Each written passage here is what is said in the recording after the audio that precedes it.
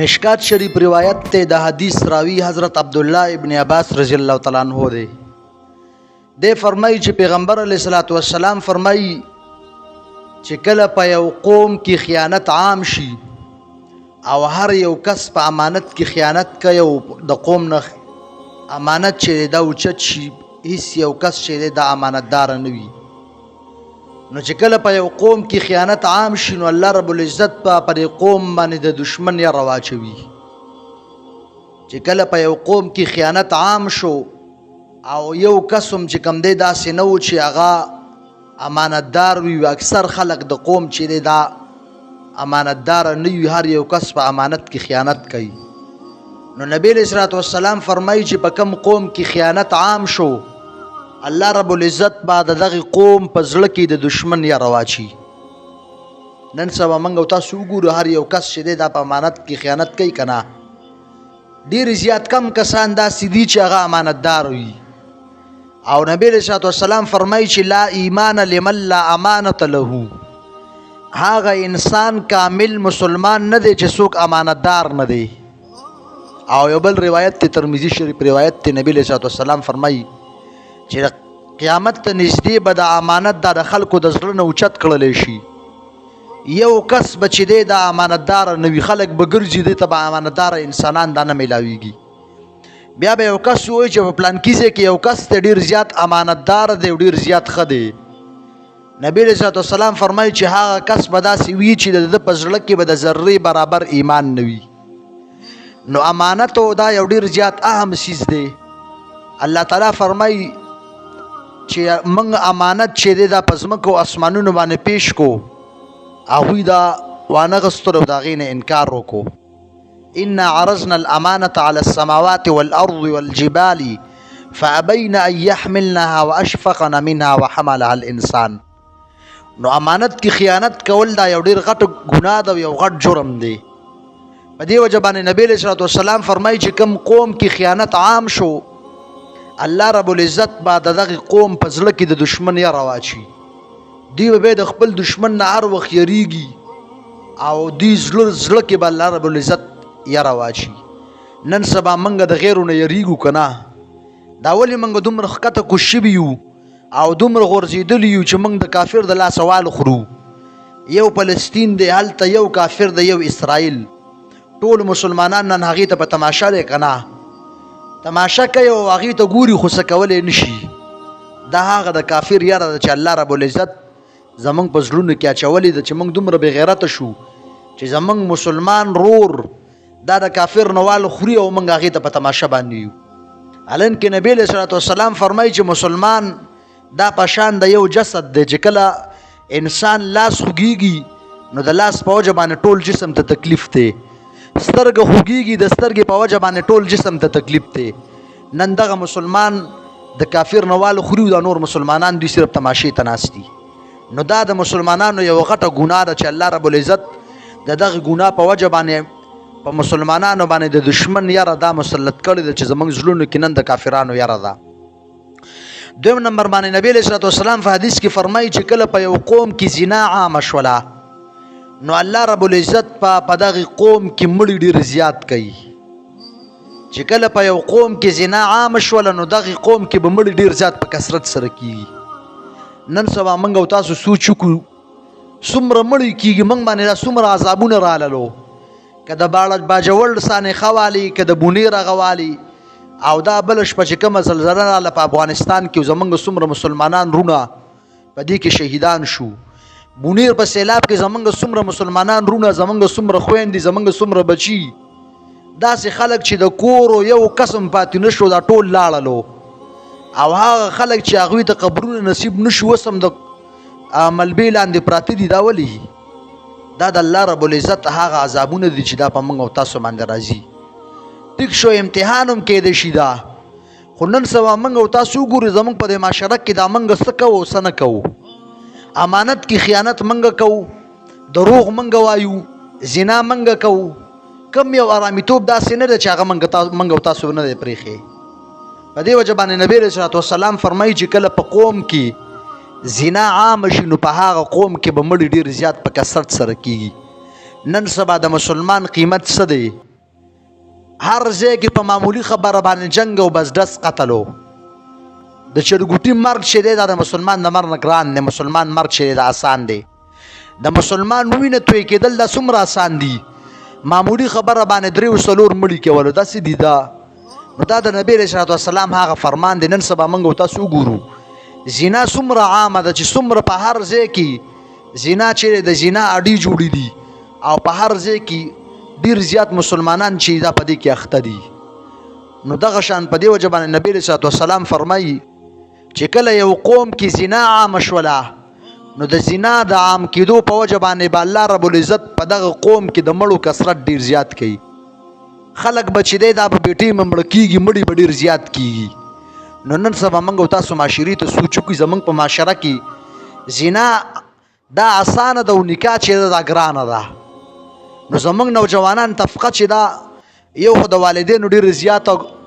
تاخیر په هغې کې د هغوی د غفلت د وجې نه زموږ نوجوان طبقه دا پکې زنا کې لګیا ده. ولې چې د هغوی عمر نکاح ته ورسي مور او پلار د هغوی دپاره د نکاح څه بندوبست نه کوي. که زموږ لور غټه شي نو د هغې دپاره موږ دا دغه کوو چې صبر وکړه چې ښه رشته ورپسې راشي. نو ښه رشته ورپسې را نه شي او د هغې غریبي عمر چې دی دا ختم شي. دغه شان زموږ نوجوان دی صبر وکړه لا کار یې نشته چې په خپلو خپو باندې ودرېږي بیا به ورله نکاح وکړو. نو په هغې کې د هغې غریب عمر چې دی دا تیر شي نو خامخه به بیا هغه زنا طرف ته مایله کېږي. ولې چې نن سبا خو داسې قسمه حالات دي دا دومره بد حل دی. موبایل دی هر طرف ته فحاشي ده. نو چې موږ خپل اولاد له په ټیم باندې نکاح نه کوو نو خامخه به هغه ګناه طرف ته ځي.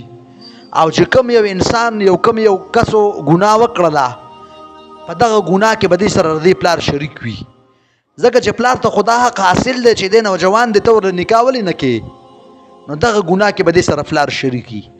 بهرحال نبی علیه السلام فرمایي چې که په کوم قوم کې او په کومو خلکو کې زنا عام شو نو په دې کې به مړي چې دا ډېر زیات کېږي. او 3 نمبر نبی علیه السلام فرمایي چې په کوم قوم کې په ناب تول کې کمی شروع شو دغه قوم رزق چې دی دا به الله رب العزت تنګوي. نن سبا موږ او تاسو دکانداران یا هر ځای کې څومره دغه شروع دی. په هر یو څیز کې ملاوټ دی. هر یو څیز کې 2 نمبري ده. خالص څیز چې دی دا ډېر په ګرانه باندې میلاویږي. زموږ هغه مسلمانان چې غټې غټې ګیرې به پریښې وي حاجي صاحب و امیر صاحب و په جومات کې په مخ کې سب کې ناستي په جنازه کې ولاړي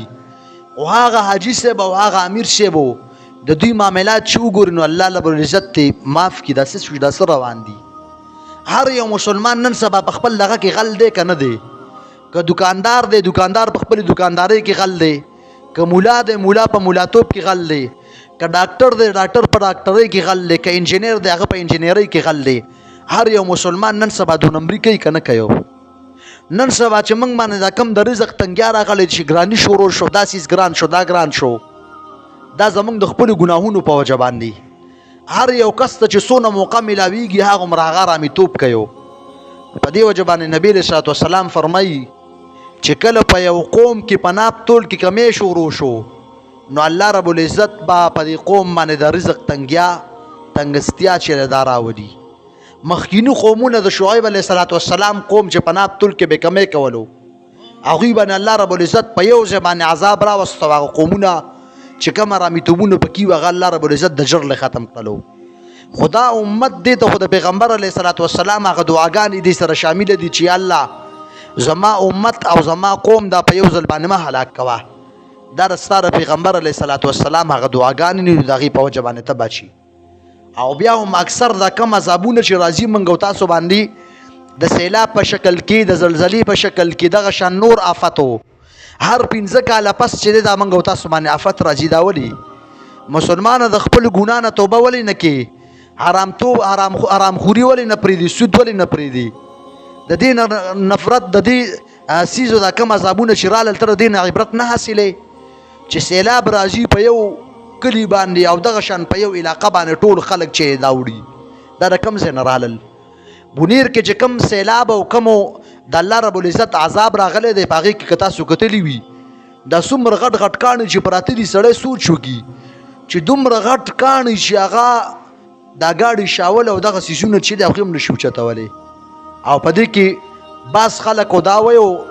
چې دغه کاڼي دا غر نه نه دي راغلي بلکې دا کم کاڼي چې پراته دي د الله رب العزت او د باران سره د ځمکې نه راوچت کړلو. انسان سوچ وکړي چې الله رب العزت قسمه قسم عذابونه دي، موږ او تاسو به کله د ګناهونو نه توبه وباسو؟ ټول عمر په ګناهونو کې تیر شو، بس که نه اوس د ګناه نه توبه وباسه که نه، ګناه نه به توبه موږ کله وباسو؟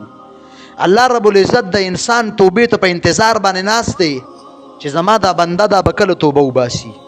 بهرحال حدیث کې نبی علیه الصلاة والسلام فرمایي چې کله په قوم کې ناپ ټول کې کمی شروع شو، هر یو کس په څیز ورکولو کې یو څیز چاله باندې خرڅی کم ورله ورکوي، که څوک یو څیز آلي پیسې کمې ورکوي او دغه شان 2 نمبري شروع شو په هر یو څیز کې. نو نبی علیه الصلاة والسلام فرمایي چې په دغه قوم باندې به الله رب العزت د رزق تنګستیا راولي.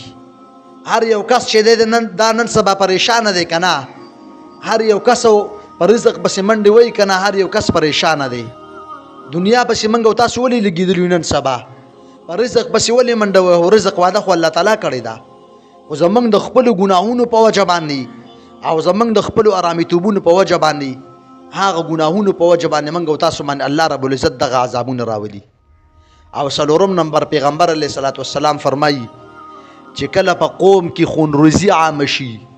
په ناحقه باندې قتلونه عام شي، نو نبی علیه الصلاة والسلام فرمایي چې په دې قوم باندې دشمن مسلط کړمه. زمونږ په معاشره کې په معمولي خبره باندې ولې قتل کیږي؟ روزانه دا څونه قتلونه په ناحقه باندې کیږي، دا ولې؟ الان کې نبی علیه الصلاة والسلام فرمایي چې قاتل او مقتول دواړه به جهنم ته ځي. یو روایت کې راځي نبی علیه الصلاة والسلام فرمایي چې په آخره زمانه کې به قتل دومره عام شي چې یو سړي ته به دا پته نه لګي چې ما دا پلان کې ولې قتل کړو، مقتول ته به د دې خبرې پته نه لګي چې زه ولې قتل کړلی شوم، دا به د فتنو په وجه باندې. او په آخره زمانه کې دا هم نبی علیه الصلاة والسلام فرمایي چې فتنې به دومره عامې شي چې ولاړ کس دا به د ناس نه افضل وي، او ناس کس دا به ولاړ کس نه افضل وي، او ولاړ به د روان نه افضل وي، او روان چې دا به د ناس نه افضل وي. دا هغه د فتنو دور دی. الله رب العزت دې زموږ د دې فتنو نه حفاظت وکړي. نو بهرحال نبی علیه الصلاة والسلام فرمایي چې کله په قوم کې خونریزي عامه شي، په ناحقه باندې قتلونه عام شي، زه په دې قوم باندې دشمن مسلط کړم. نن موږ مسلمانان څومره ښکته را پرېوتي یو، موږ مسلمانان د غیرو نوال خورو که نه، موږ غونډو غیرو په خپل لاس کې اغوستي یو که نه، د هر طرف نه موږ او تاسو نن غیرو ټارګېټ کړي یو، موږ د هغوی د لاسه وال خورو او هر طرف نه موږ هغوی رانیولي یو. هغه مسلمانو چې د دې دومره روب و چې یو کس به لاړو بیت المقدس پرې فتح کړلو، مسلمانه ستا هغه روب چرته لاړو، ستا هغه دبدبه چرته لاړه، ستا هغه جذبه چرته لاړه؟ ستا خو به د سوري نه کافر یېرېدلو، ته ولې دومره ښکته پرېوتلي چې نن کافر په تا باندې ډاډه راځي؟ د مسلمان خو یو خپل روب و، د مسلمان هغه روب و چې کافر به د دې نه دومره یېرېدلو، د ده د لباس نه به یېرېدو، د ده د حلیا نه به یېرېدو. نن سبا هغه کافر ستا نه یېرېږي، هغه کافر په تا باندې ډاډه راځي. بهرحال پیغمبر علیه الصلاة والسلام فرمایي چې کله په قوم کې خونریزي عامه شوله، الله رب العزت به په دې قوم باندې د دشمن یره مسلط کی. نن سبا زمونږ معاشره کې څونه قتلونه شروع دي، او الله رب العزت فرمایي ومن یقتل مؤمنا متعمدا فجزاؤه جهنم. چا چې یو مسلمان لره قصدن قتل کړلو، اسی بیسه یو مسلمان قتل کو، په ناحقه باندې یو مسلمان قتل کړلو، نو نبی علیه الصلاة والسلام فرمایي چې دغه مسلمان چا چې یو مسلمان قصدن قتل کړو، د دغه قاتل ټکانه چې دا به جهنم وي. په دې وجه باندې دا کم ګناهونه چې نن سبا شروع دي، پیغمبر علیه الصلاة والسلام دا 4 ګناهونه یاد کړي چې کچرې خیانت عام شو، نو په قوم کې به د قوم په زړه کې به د دشمن یره دا زوا شومه، او که زنا عام شو، نو نبی علیه الصلاة والسلام فرمایي چې په کوم قوم کې زنا عام شي، الله رب العزت په دغه قوم کې ډیر زیات په کثرت سره مړي کیږي. نن سبا څونه مړي کیږي، او چې کله په ناب تول کې کمی زیات شي، نو نبی علیه الصلاة والسلام فرمایي د دغه قوم روزي دا به تنګه کړلی شي. نن سبا موږ ولې رزق پسې منډې وو؟ او چې کله په قوم کې خونریزي عامه شي، ناحق باندې قتلونه عام شي، نو نبی علیه الصلاة والسلام فرمایي چې په دغه قوم باندې به الله رب العزت دشمن مسلط کی دی، به د دشمن نه یریږي. نو الله رب العزت منګ او تاسو دا کم ګناهونه چې منګ او تاسو کو، الله رب العزت تر دې ګناهونه نه منګ او تاسو وساتي، او الله رب العزت په خپل توفیق سره منګ او تاسو ردي ګناهونو نه بچ کی چې منګ او تاسو ردي ګناهونو خاتم نه ورزو او دا نن سبا چې منګ او تاسو باندې کم د عذابونو راځي د آفت په شکل کې زمنګ باجوړ کې او دغه شان بونیر او سواد چې کوم علاقه ده په دې باندې چې دا کم دغه راللو الله رب العزت منګ او تاسو باندې مزید عذابونه نه راوړي دا کم دغه چې راللو په دې کې چې څومره مسلمانان چې دا غوی د کور 25 او 20 کسان د یو کور دا په سیلاب کې شهیدان شو د دغه په دغه باندې بس تیریږي دا سه کسان چې ټول قوم ختم شو یو یا دوه کسان پاتې دي د ټول کورنۍ یو یا دوه کسان پاتې دي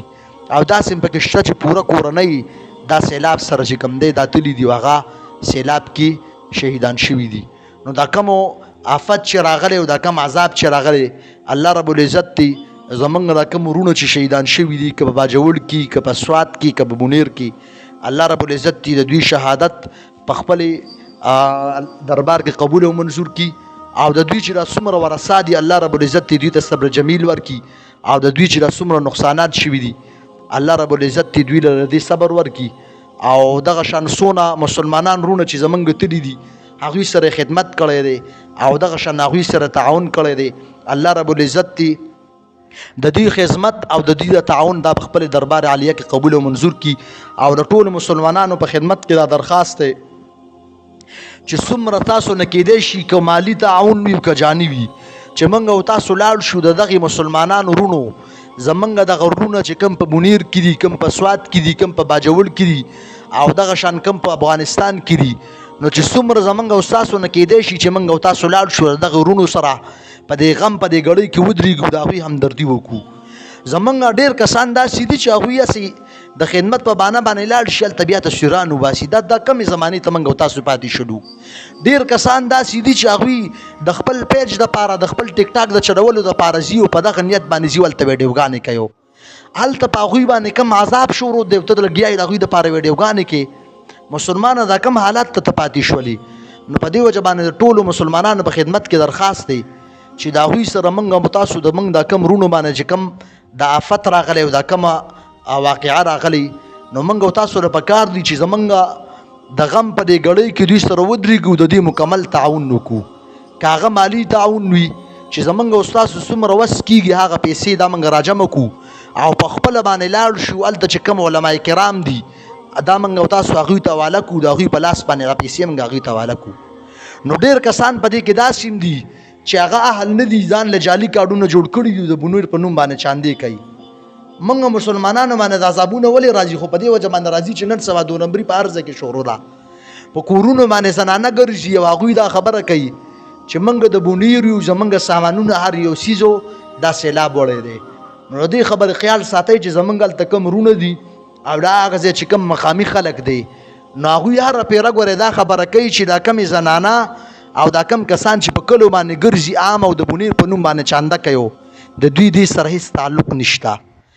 هر څومره زیات تعاون چې انسان کولی شي دوی له پکار دی چې په خپله باندې لاړ شي هلته مقامي چې کوم علما دي زمونږ چې کوم مشر دی حضرت مولانا مفتی فضل غفور صاحب دامت برکاتهم العالی الله رب العزت دی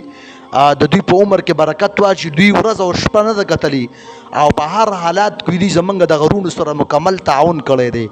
باران او اوبه یې نه دي کتلي په هر حالات کې دوی دغه سره تعاون کړی دی نو زمونږ د علما کرام دا په هر حالت کې به ستاسو په کار باندې راځي که تاسو موږ له سره راکوئ او که نه موږ هر وخت ستاسو خدمت کوو او د دغې نظیر دغه مفتی فضل غفور صاحب ته تاسو وګورئ چې په هر حالات کې باران یې نه دی کتلی په اوبو کې په خټو کې لګیا دی او زمونږ د دینی مساجدو او دغه شان مدارسو چې کوم علما دي او کوم طالبان دي دوی هم د وفدونو په شکل کې تلي دي او هلته په صحیح معنو سره دوی خدمت کوي نو بهرحال الله رب العزت دی دا زمونږ د کوم رونه چې شهیدان شوي دي د دوی د شهادت ته الله رب العزت په خپل دربار کې قبول او منظور کړي او دغه شان د څومره چې بیماران دي په دې کې یا زخمیان شوي دي الله رب العزت دوی ته صحت عاجله کامله نصیب کړي او څومره کسانو چې دوی سره امداد کړی دی که په هر حالات کې که هغه مالي وي که جاني وي الله رب العزت دوی ته د دوی صله ورکړي او الله رب العزت د دوی د امداد او د دوی د تعاون په خپل دربار عالیه کې قبول او منظور کړي څومره مسلمانانو چې د دې لپاره منډه والې ده د هغې سره مرسته کړې ده نبي علیه صلات وسلام فرمایي چې والله فی عون العبد ما کان العبد فی عون اخیه تر سوچ یو مسلمان د بل مسلمان په مدد کې لګیایي الله رب العزت د دې انسان په مدد کې لګیایي. او بل حدیث کې نبی صلی الله علیه وسلم فرمایي چې چا د یو مسلمان نه دنیایي مصیبت لرې کړو، یو مسلمان باندې دنیایي مصیبت راغی او چا په هغه دنیایي مصیبت کې د مدد وکړو، نو الله رب العزت په د قیامت په ورځ باندې دې انسان نه مصیبت لري کړي، دا انسان به جنت ته بوځي. نو د یو مسلمان رور سره منډه ترله واله او په مصیبت کې هغې سره ودرېدل او د هغې مدد کول د دې ډېر زیات فضیلت راغلی. بهرحال زموږ دا څومره علما او څومره مسلمانانو چې دې سره تعاون کړی، الله رب العزت دې ټول تعاون په خپل دربار عالیه کې قبول او منظور کی. او زموږ دا څومره شهدا چې دي په دې سیلاب کې چې څومره شهدا پیدا شوي دي، الله رب العزت دې د هغوی قبرونه د نور نه ډک کړي، الله رب العزت دې د هغوی مغفرت نصیب کړي. او څومره شهدا چې نه دي پیدا شوي، الله رب العزت دې هغوی هم په خیر خیریت سره پیدا کړي چې په صحیح طریقې سره د هغې تدفین وشي. او الله رب العزت دې موږ او تاسو ته د مر نه مخکې د توبې کولو توفیق راکړي. توبه ویستل پکار دي، د مر او ژوند هېڅ پته نه لګي. او نن سبا عذابونه چې دی د الله رب العزت دا موږ باندې قسمه قسم شکلونو کې راځي، لکه دا د چا په تصور کې هم نه راتلل چې وریځ به وشرېږي، خو هغه عذابونه دا په دې قوم باندې راځي د خپلو ګناهونو په وجه باندې. نبی علیه صلات وسلام فرمایي چې د انسان په خبې کې یو غنه لاړه شي، دا هم د انسان د خپلو ګناه په وجه باندې وي. نو بهرحال موږ به دا ووایو چې دا زموږ ګناهونه دي، ځکه الله رب العزت دا په چا باندې ظلم نه کوي. الله رب العزت یو غفور رحیم ذات دی. الله رب العزت انسان ته مهلت ورکوي چې دی به اوس توبه وباسي، اوس به توبه وباسي. خو زموږ په معاشره کې دا ګناهونه ډېر زیات عام شوي دي، هر یو انسان ګناه کې لګیا دی. نو موږ او تاسو له یو خبره دا پکار ده چې د زړه نه د الله رب العزت په دربار کې توبه وباسو چې یا الله د نن نه پس هم توبه ده، د نن نه پس به انشاءالله تعالی څه ګناه نه کوو. نو چې کله موږ ټول تاسو ټول الله ته رجوع وکړو، توبه وباسو، بیا ګوره چې الله رب العزت څومره انعامات او څومره فضل دا په موږ او تاسو باندې کېږي. بهرحال دغه څومره مسلمانان چې شهیدان شوي، الله رب العزت دې د دوی مغفرت نصیب کړي.